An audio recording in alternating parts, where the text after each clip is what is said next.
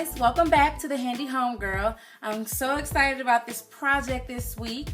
This project is how to make your own tufted headboard. I really wanted a tufted headboard, but the price, it's just all about the price. And tufting and nailing wood together, gluing it and tufting, it's so super easy. So just follow this tutorial and I'm sure you will be so inclined to make your own fabulous headboard for the low. Well guys, I hope you enjoy the video. See you later. How to build a tufted headboard. So Sarah and I are at Home Depot and we are picking out the wood for the bed frame and the legs of the bed frame. And what you want to do is just try to find the straightest boards possible, since they will be the supports of the headboard.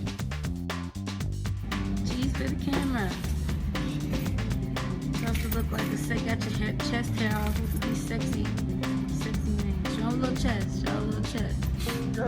Give me tiger. Give me tiger. We were just being silly, but ladies, this is a perfect project for you because you see how I'm getting this young man to cut my wood for me. And this is the perfect reason to do the project, so you can meet men like him.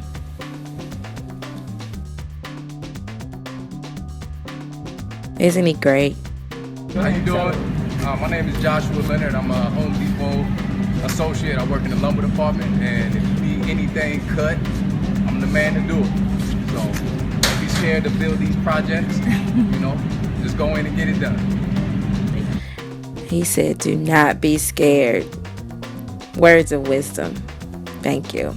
But yes, first step, I have my foam that I bought from Home Depot. It's 3 inches thick, and I'm cutting it with a knife to separate the board and the foam into pieces. And now I use my spray adhesive and I spray the pegboard down. And I put my foam piece right on the spray adhesive, right as on top of the pegboard. Make sure it's good on, nice and stuck on there. Then I cut my other pieces so they can fit into the space that you see at the bottom. And they just should fit right on in there.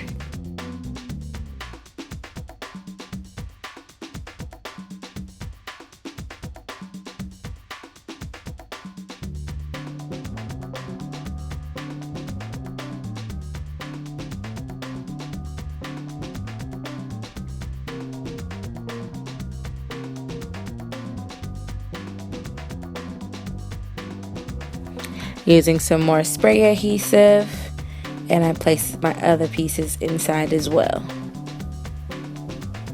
And I'm using pegboard instead of plywood, so I won't have to bother drilling screws into the wood. I mean, you can do that, but that's just a lot more work, and it's unnecessary when you use pegboard because it already has pre-drilled holes. So now I'm putting my batting down. I got this really cheap from this fabric store that I go to all the time and get really cheap fabric. So I just want to cut it out the same width and length as the padding.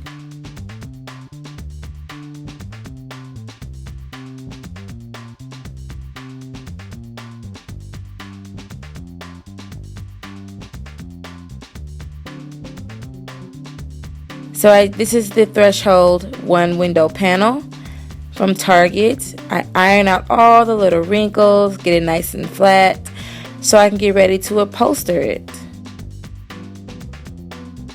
I would like to apologize for my postpartum body. I wanted to get these projects done, and the body had to come with the video. Sorry. But we've done tufting, guys, before. So this is the upholstery part, and it's really simple. You just want to staple one side down.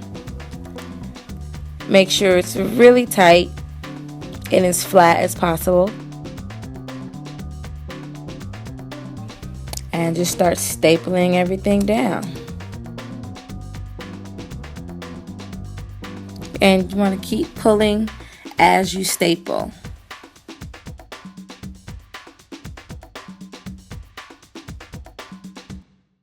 Now sometimes the nails won't go all the way in depending on what you're working with. I just use a hammer and knock it in.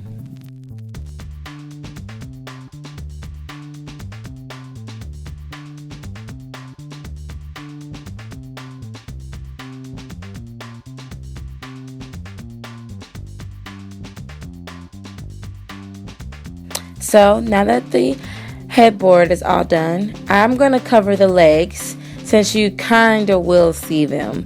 So I decided to cover the legs, and I just use hot glue for this part. You have no need to upholster with staples.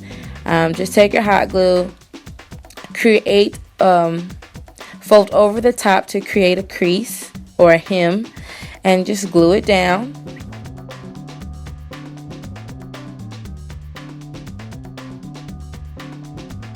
And then use your hot glue down the leg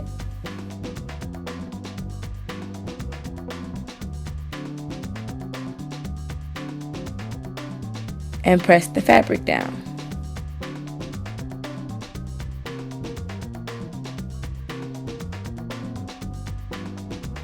And it will definitely stay. And I'm pulling it really taut again. The top has a hem, and I'm wrapping it over. This basically, I'm just doing this to make sure I see where to cut. I cut the bottom piece off.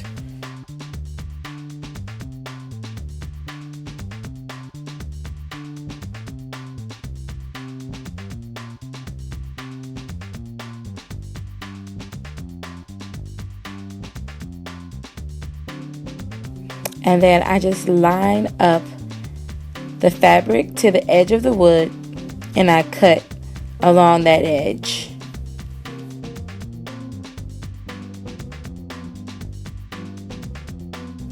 I fold over to create another hem. Fold the fabric over to create like another hem on the very back of the foot, on the very back of the leg. Use your hot glue. Place it down the very center, fold over your material, and glue it down. And it creates a very nice finished look on the back.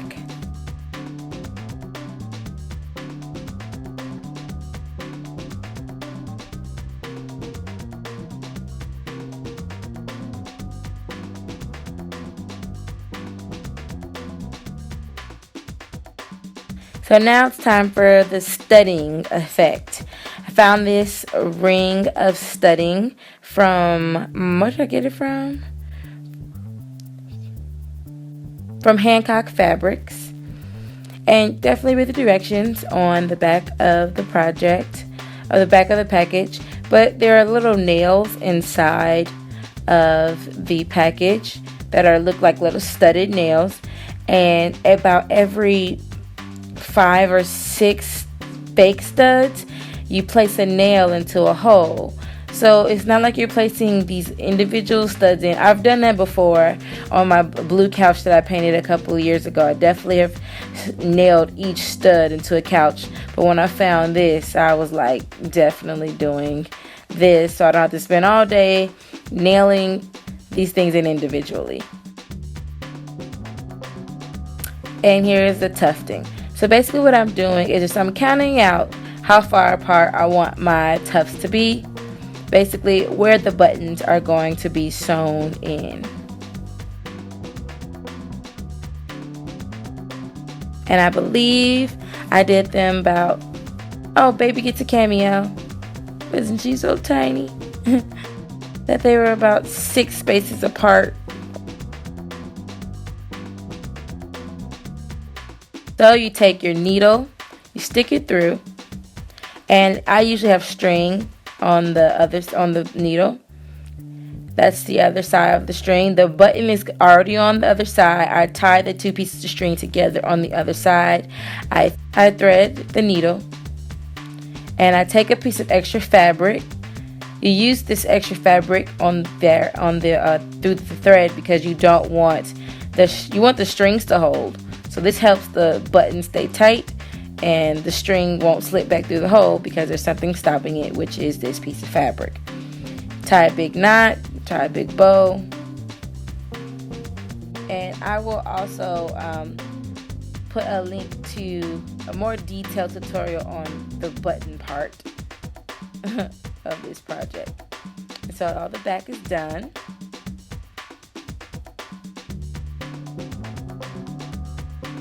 And here's the headboard all finished.